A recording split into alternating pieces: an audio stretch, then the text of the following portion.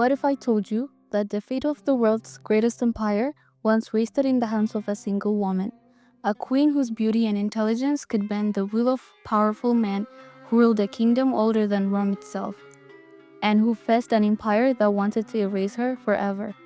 This is the story of Cleopatra the Seventh, the last pharaoh of Egypt. A woman who defied destiny, played the game of power better than kings, and became one of history's most unforgettable figures. Welcome to Past Unlocked, where we uncover history's hidden truth. Cleopatra wasn't just another royal born into luxury. She was born into chaos. Egypt at the time was rich in gold, grain, and culture, but politically unstable.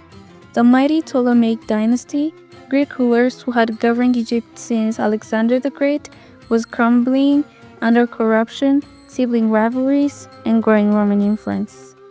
Cleopatra was born in 69 BCE in Alexandria, one of the most advanced cities of the ancient world. She grew up surrounded by scholars, scientists, and philosophers. Unlike many royals, Cleopatra was highly educated. She could speak at least 9 languages, including Egyptian, Greek, and Hebrew, something unheard of for her time. From the start, she wasn't just meant to sit on a throne, she was meant to rule. When Cleopatra's father, Ptolemy XII, died, he left the throne to his 2 children, Cleopatra and her younger brother Ptolemy XIII. They were supposed to rule together, but power doesn't share easily. Soon, their advisors turned the young king against his sister. Cleopatra was forced to flee the palace, her life in danger, her throne stolen. But fate was about to bring a new player into the game, Julius Caesar, the most powerful man in Rome. Caesar arrived in Egypt in 48 BCE, chasing his rival Pompey, who had just been murdered on Egyptian shores. The country was in turmoil, and Cleopatra saw her chance to return to power. The story of how Cleopatra met Caesar is legendary. According to ancient historians, she couldn't enter the palace openly, her brother's guards would have killed her. So she devised a plan as bold as it was brilliant. She had herself smuggled inside the royal palace, rolled up in a carpet. When the carpet was unrolled before Caesar, out stepped Cleopatra, dressed in royal silk, confident and utterly fearless.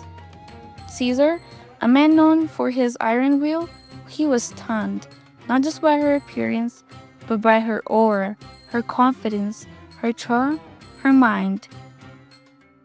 Within days, the two formed an alliance that would change Egypt and Rome and forever.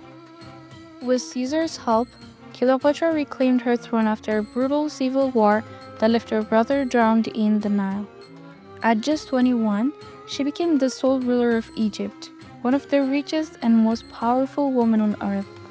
But Cleopatra wasn't Caesar's puppet. She used her intelligence to strengthen Egypt's economy, restore temples, and present herself as the living goddess, blending religion and politics masterfully. In 47 BCE, she gave birth to a son, Ptolemy Caesar, also known as Caesarion, Little Caesar. Their relationship scandalized Rome. Caesar was already married, and many senators saw Cleopatra as a dangerous influence from the east. But Caesar adored her. He even invited her to Rome, where she stayed in a luxurious villa near the Tiber River. For a moment, it seemed Egypt and Rome would reunite under one royal family until everything shattered. In 44 BCE, Julius Caesar was assassinated by his own senators, stabbed 23 times on the floor of the Roman Senate. Cleopatra was in Rome when it happened. Fearing for her life, she fled back to Egypt with her son Caesarion. Now the world's most powerful ally was gone, and Rome descended into chaos once again. In the years after Caesar's death, 3 men divided Rome: Octavian, Lepidus, and Mark Antony, one of Caesar's most trusted generals. Antony needed Egypt's wealth to fund his armies. Cleopatra needed protection from Rome's ambitions. Their meeting in 41 BCE would become one of history's greatest romance. Cleopatra didn't meet Antony as a supplicant. She arrived on a golden barge, itself perfumed with incense, silver oars flashing in the sun, dressed as a goddess.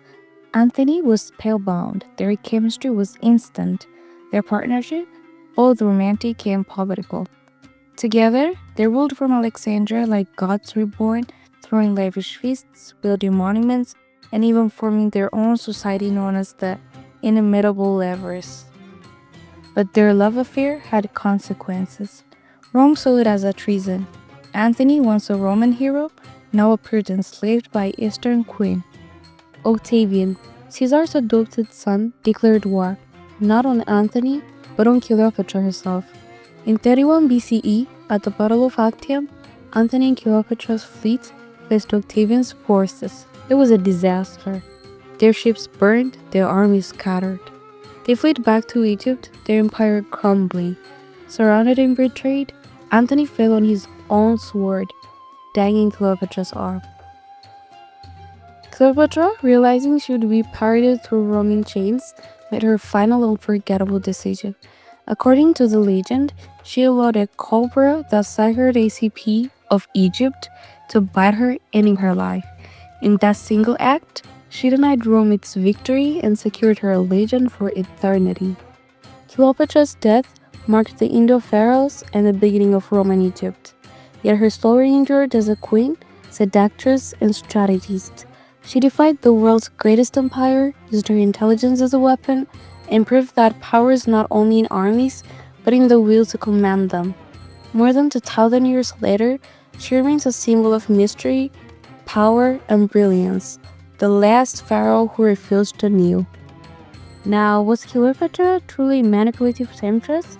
Or was she one of history's smartest rulers, a woman who outplayed empires, and a world run by men? Let me know what you think in the comments. And if you love uncovering stories like this one, hit like, subscribe, and join me next time on Past Unlocked, where we keep unlocking history's hidden truth.